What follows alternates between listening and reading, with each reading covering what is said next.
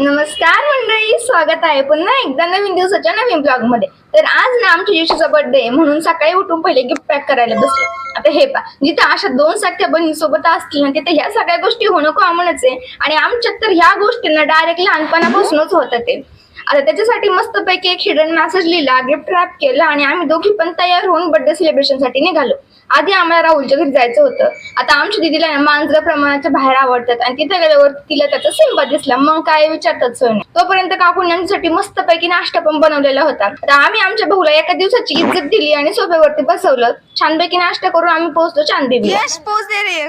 आम्ही गेलतो तशी नाही अशी ते बॅगला धरून. इकडे बघ ना, शर्टला मॅचिंग कर. इकडे बघ, जमतंय. बर्थडे बॉयचे फोटो एक नंबर आले पाहिजे म्हणून आम्ही स्पेशली आमचा मेकअप आर्टिस्ट अपॉइंट केला होता बरं का. आज मेकअप वगैरे झाला, फोटो क्लिक करून झाले. मग त्यानंतर आम्ही आलो हॉटेलला. मस्तपैकी केक वगैरे आणला, बर्थडे सेलिब्रेशन केलं. सेलिब्रेशन झाल्यावरती मेन पार्ट येतो तो म्हणजे पार्टी घ्यायचा. मस्तपैकी जेवण वगैरे केलं ना भाई. आमच्याकडे केक हा केक बोर्ड वरतीच खायला गोड लागतो. तर अशा प्रकारे आम्ही आमच्या भाऊचा बर्थडे सेलिब्रेट करून घराकडे प्रस्थान केलं.